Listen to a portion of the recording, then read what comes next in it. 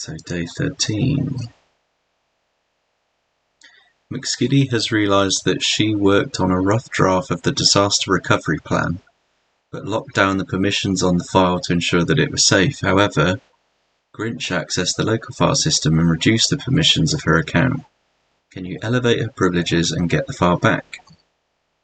Understanding different types of user privilege within Windows. We're going different privilege escalation techniques, exploiting a privilege escalation vulnerability. Check out Haskell. I'm not going to check out anyone's query.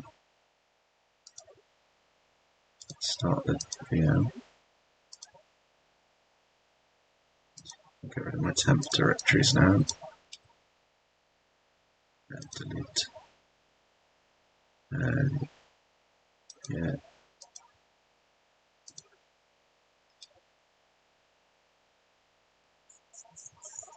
Guess you can't unmount it.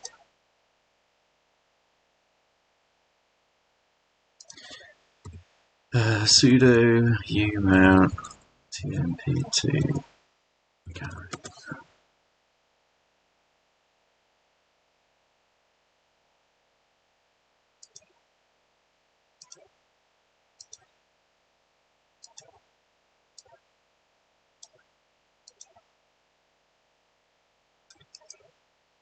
Come on, it's taking so long.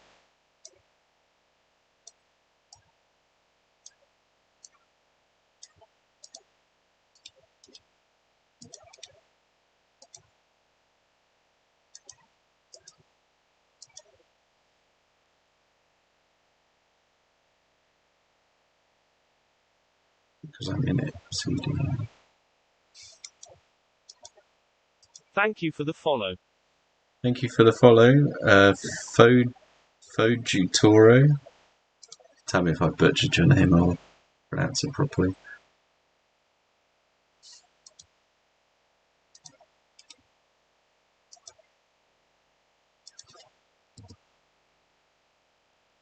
Sudo umount tmp2.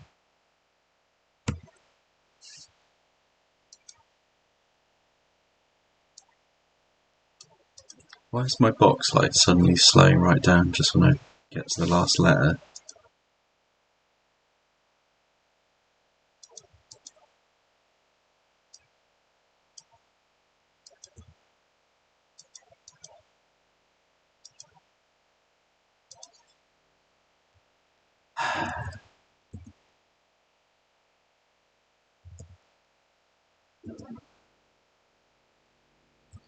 Oh, fuck.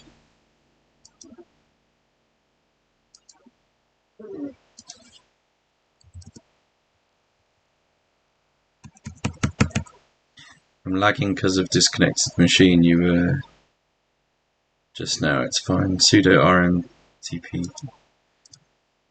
Yeah, you have to unmount it first, but it's just like I can't type anything now. It's just like won't let me do anything. It's a bit weird.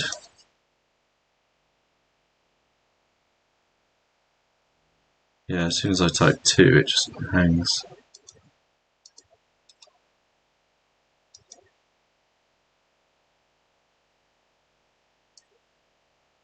Guess there's like some file operation. It's like screwed up. Oh, well.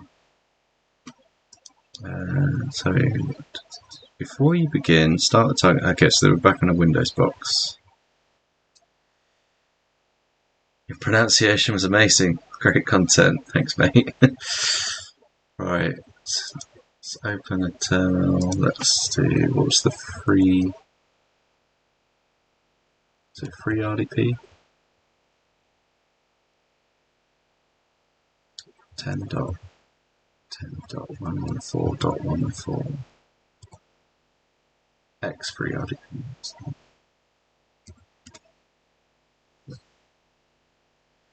Yes.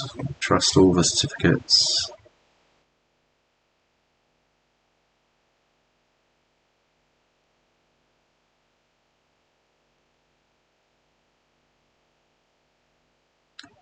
You can connect it using McSkiddy password 1. So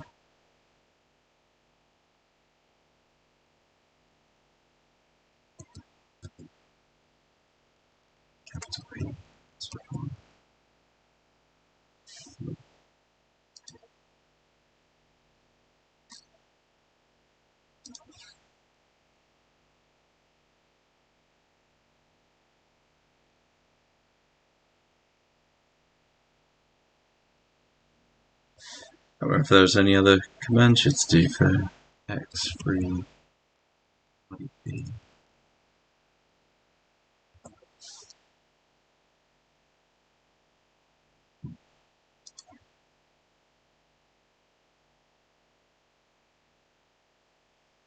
Can you pass the user credentials with it? You must be able to.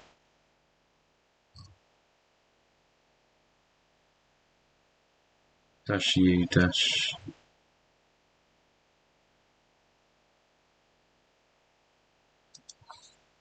-U Mac skiddy -P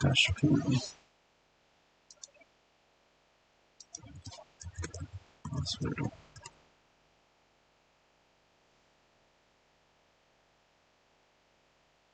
deprecate.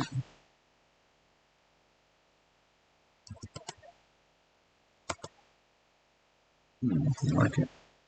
How long have you been in this hacker field? I don't. I do a little bit of training for some basic stuff for not really red teamers, but for like entry level, just getting them used to doing a bit of offensive stuff. But I'm mainly blue team, so I don't really do much pen testing myself. Yeah, I wouldn't mind learning a lot more. Ideally, I'd like to be prepping for OSCP towards like maybe the end of the year, probably the year after. We'll see. Yeah, I'd love to get a bit more involved in more offensive.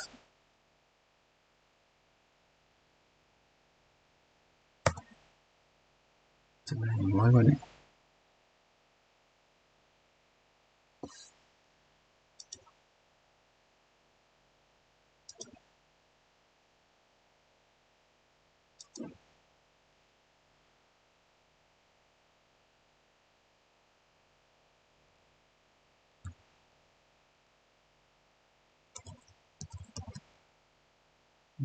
Why won't it log me in? You're aiming for the EJPT hopefully next year. Oh, nice.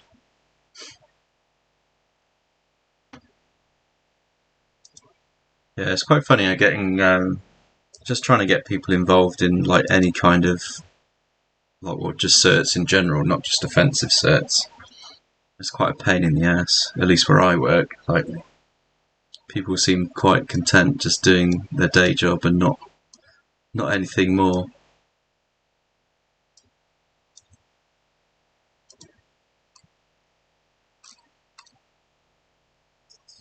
Got any alternatives to free RDP if it's not going to work? Linux RDP.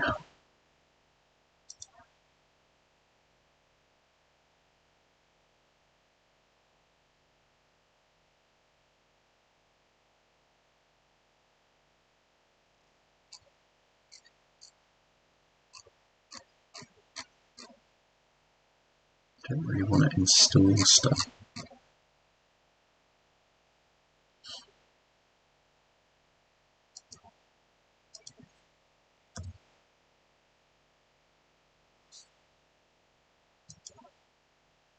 It's that one.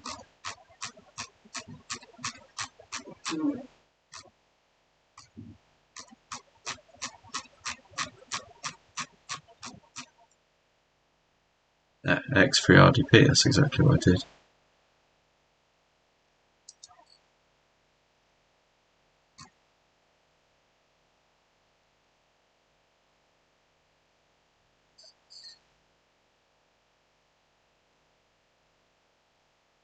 EV6, JPEG.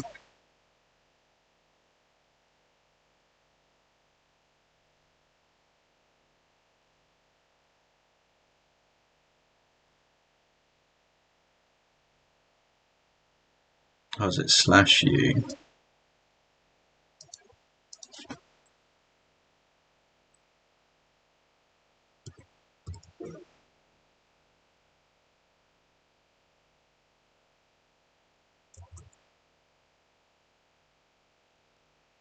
/P.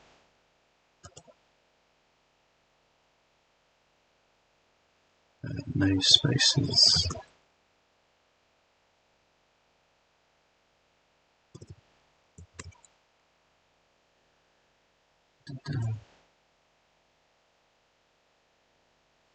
No, why doesn't...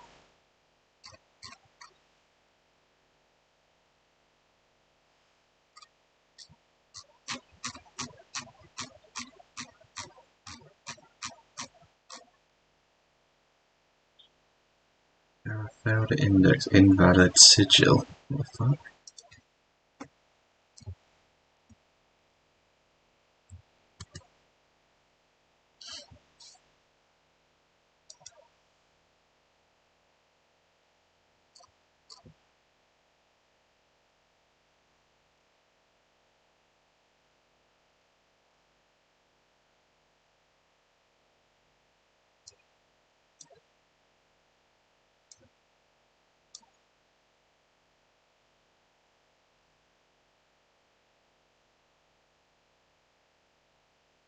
Maybe X free RDP. Oh, you have to define the IP separately as well, do you?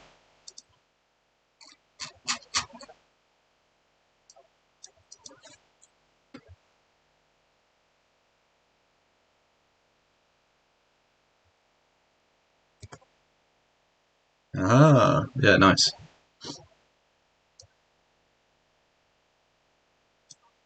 Yeah, I don't do enough Linux stuff anymore. I used to do loads of it when I was a sysadmin. You just forget how to use stuff, don't you, after a while? Right.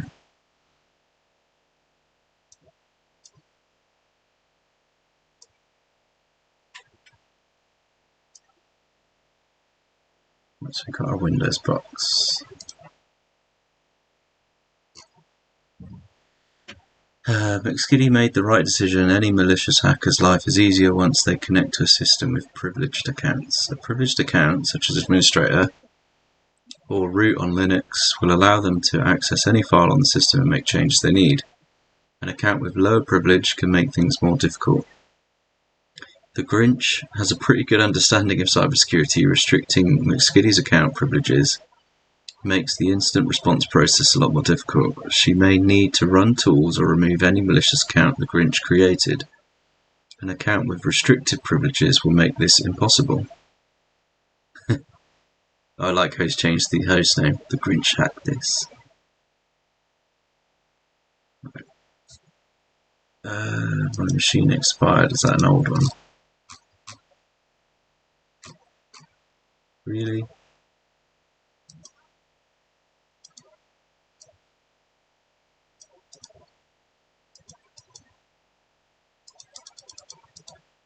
I mean, it hasn't expired because it started.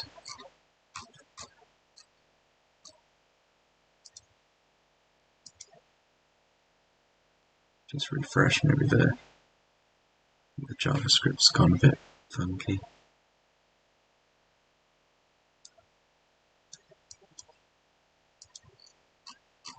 Yeah, it's still active. Stupid thing. Alright, so on a typical Windows server, you may find several account types. These are summarized below. So you get domain admins. These are the highest level accounts for the enterprise along with enterprise administrators. An account with this level of privilege can manage all accounts of the org, their access levels, and almost anything you can think of. A domain is a central registry used to manage all the users and the computers within the org. Services are accounts used by software to perform their tasks, such as backups and antivirus scans. A domain user, accounts typically used by employees. These should have just enough privilege to do their daily job. For example, a system administrator may restrict the user's ability to install and uninstall software. Finally, you've got local accounts. These are accounts that are only valid on the local system and cannot be used over the domain. Accounts can be easily managed with groups. For example, the McSkitty account can be created as a regular user and then later on be added to the domain admin group, giving it domain admin privileges.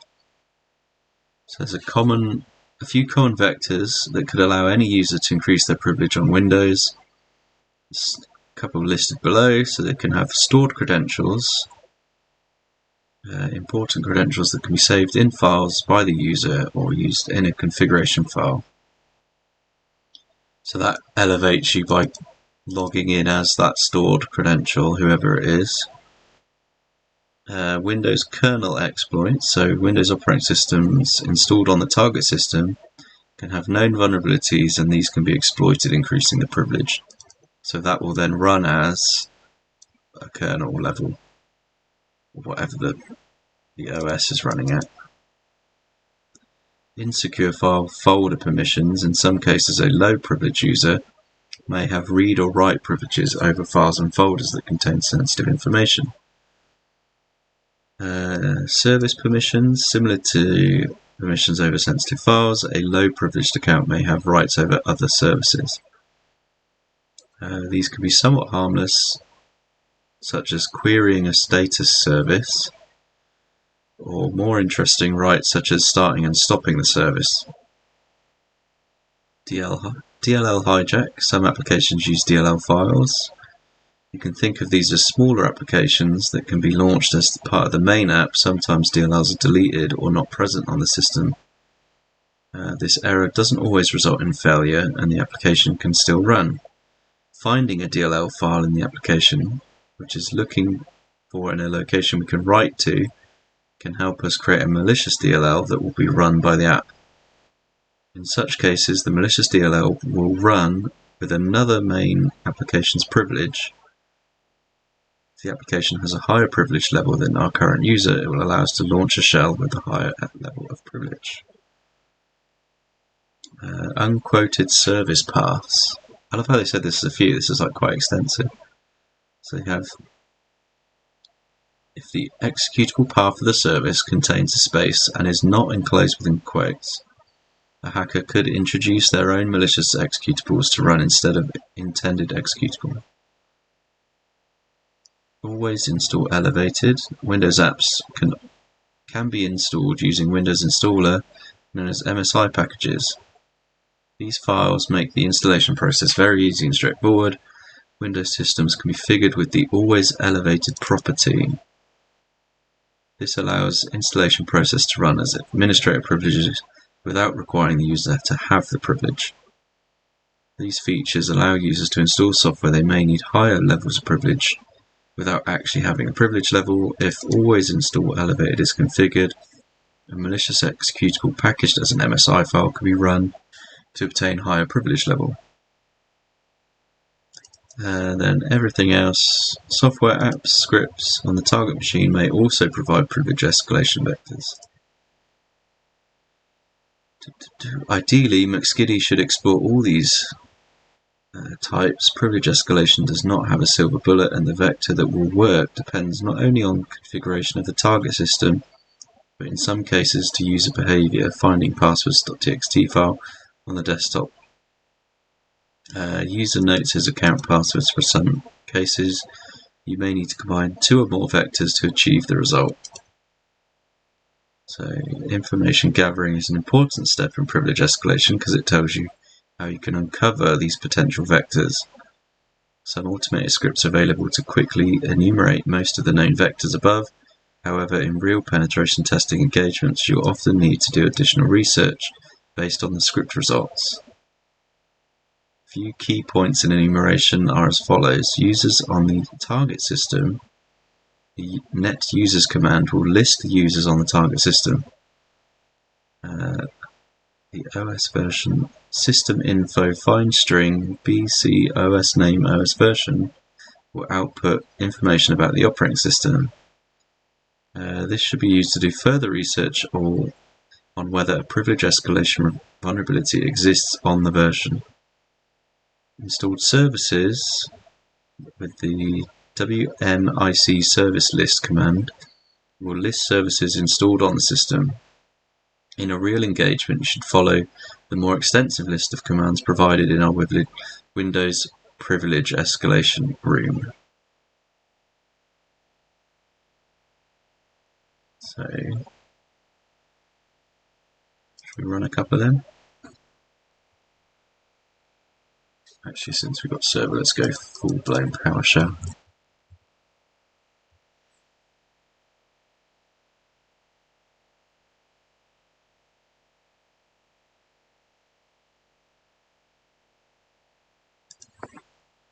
So net users.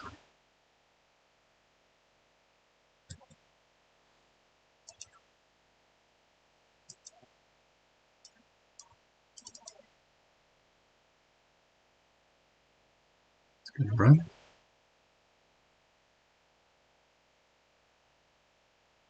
I know this is the ISE, but still.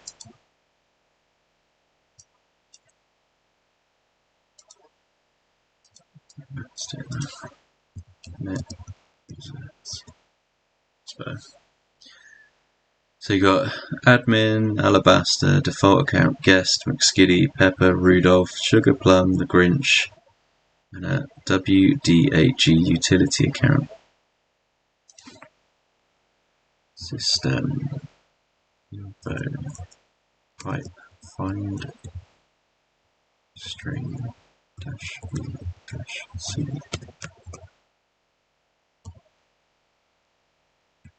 os name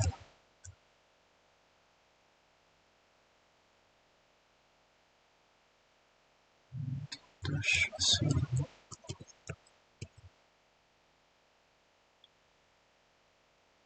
os version.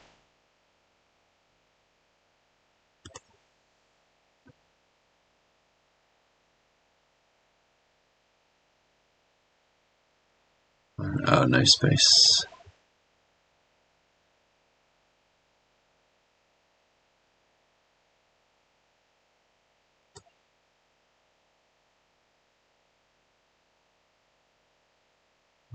C.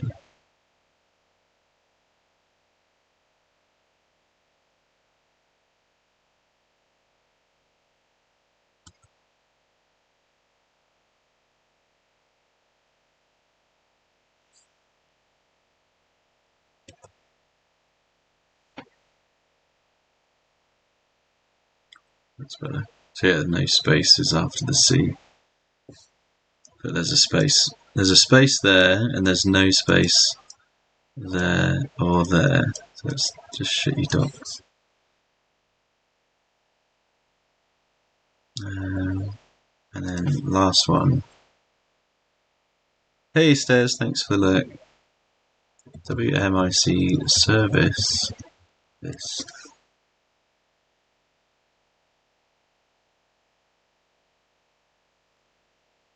I was going to say that's going to be quite large. And it prints awfully.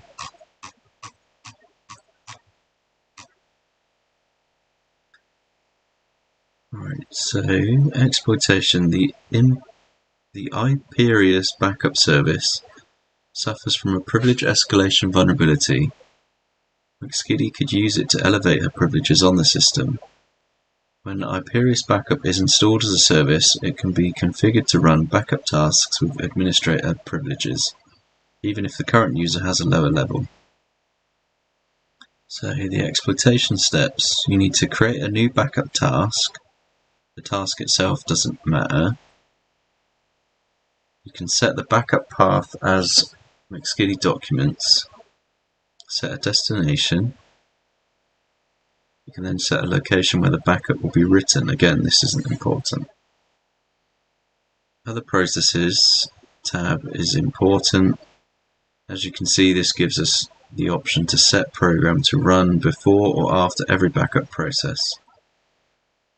The backup process will be run with the admin privileges. Any program or external file here will be run as administrator as well. To exploit this, we'll need to create a batch file and set it to run before the backup. So you actually need to create the batch file a bit.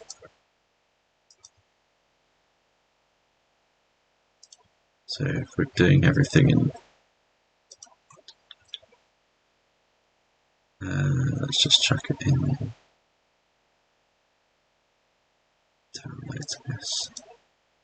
Oh, we've already got netcat there.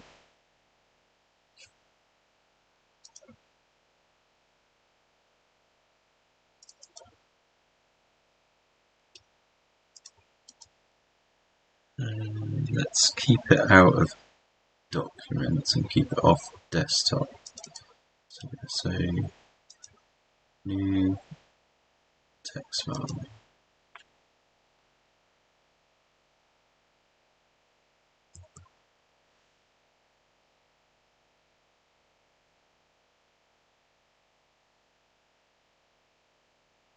And we need to view file extensions.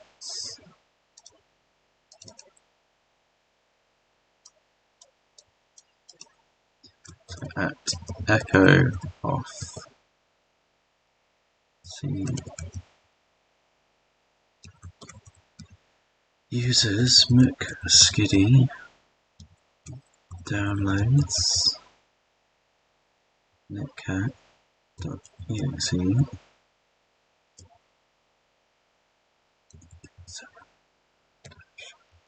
cmd.exe. I need my IP.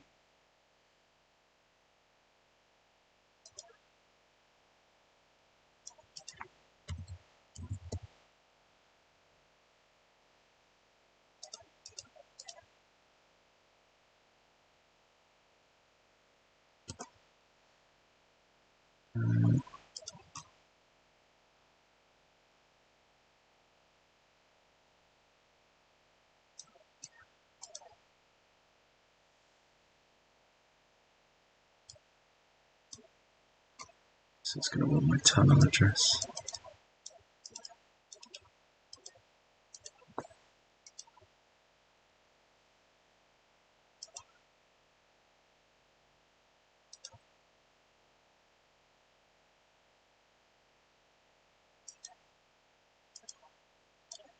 Save that. And let's rename it. Reload.that.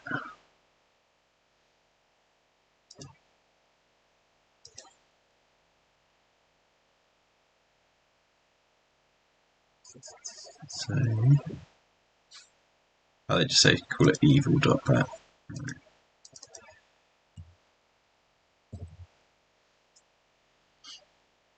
Save it on the desktop.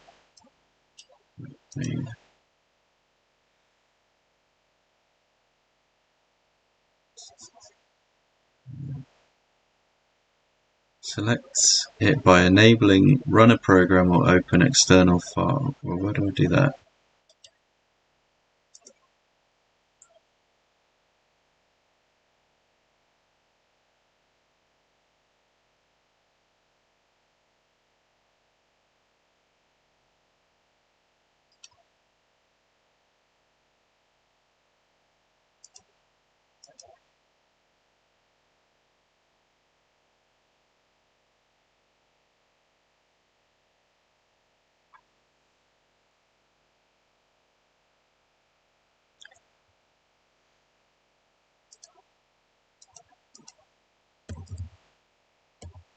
There we go. So Imperious backup.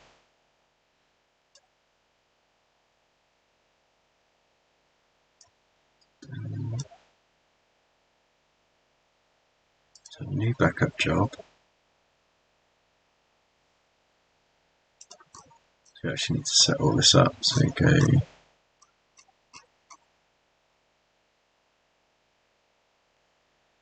So you set the backup path. That's going to be documents.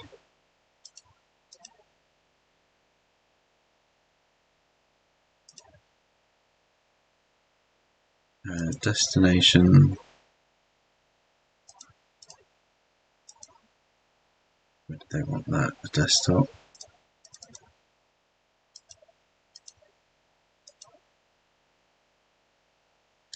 Other processes. So we're going to run an external file.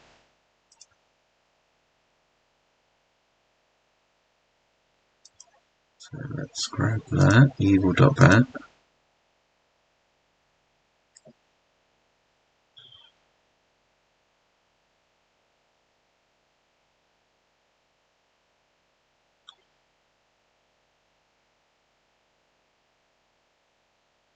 Click OK and you should see backup job named documents, which I haven't named, so it's called itself documents. Okay. Launch a listener, so they need to do that R side.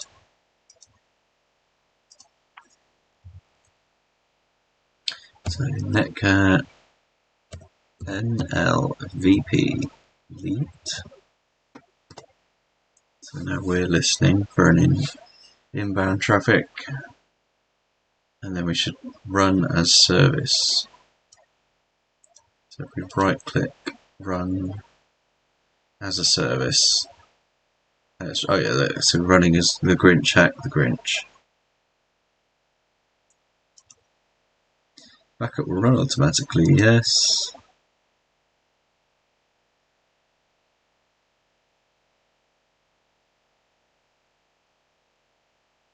Within a minute or so, you should see an incoming connection on your attack.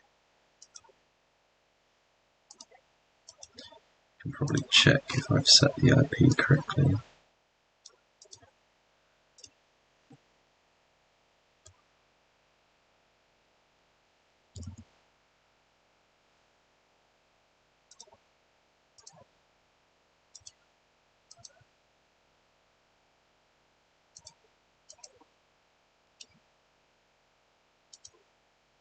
Ah, there we go. It's just come through. So, no need to check, it does work. Who am I? The Grinch. Okay, so I'm guessing we should be able to answer some questions now. Complete the username, password. Really?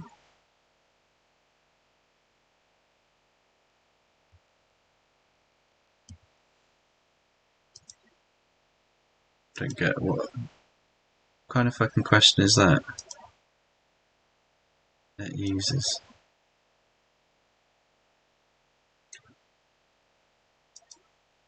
Oh, complete the username starting with P. Got you.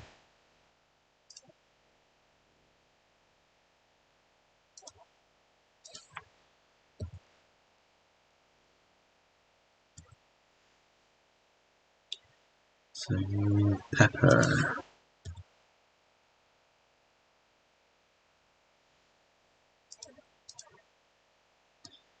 What is the OS version?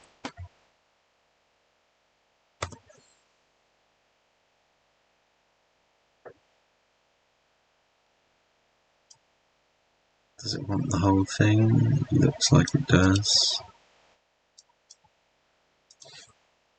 10.0.17763 n/a build 1776.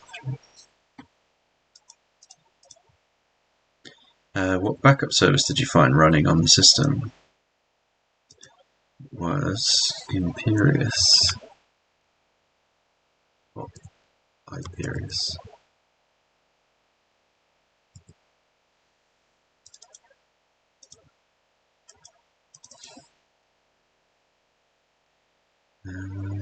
What do they call it?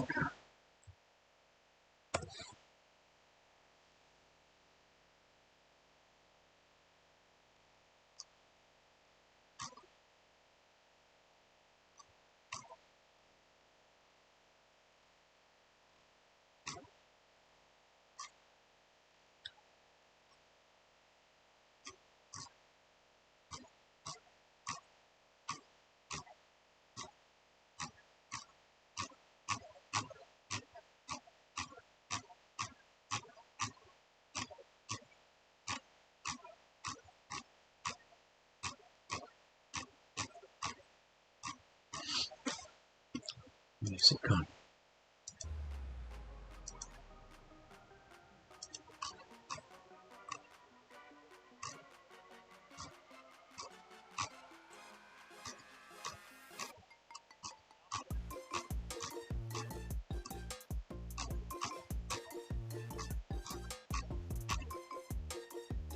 Sake.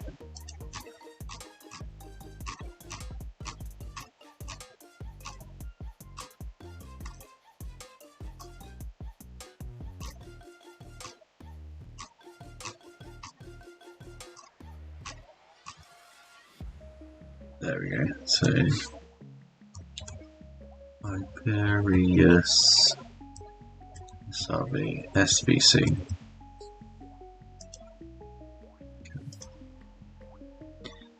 What is the path of the executable for the backup service you have identified? What's that?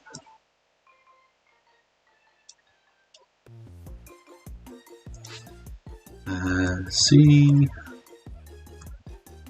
program files x86.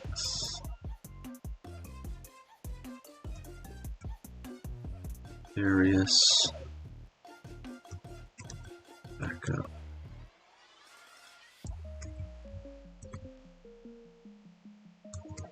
Service.exe. Run the whoami command on your connection, which you've already done. Which user do you have?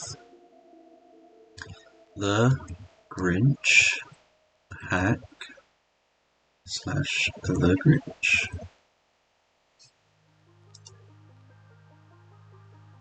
What's the content of the flag.txt file?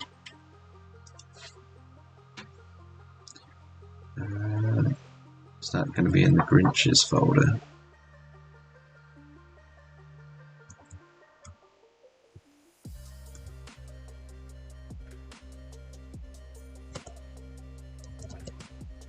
So, the Grinch.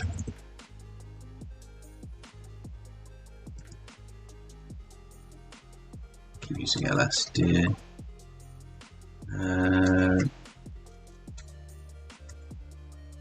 Documents again.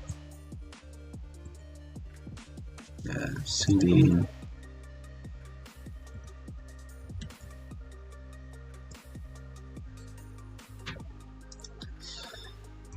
THM-736635221. The Grinch forgot to delete a file where he kept notes about his schedule. Where do we find him at 5:30? We've got a schedule there as well, so type schedule TXT.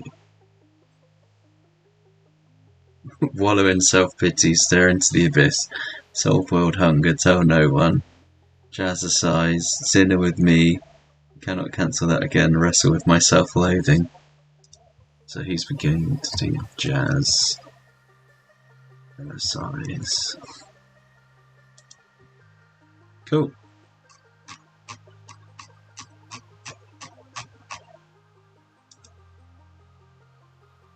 Yeah, that was quite an interesting one. I like that.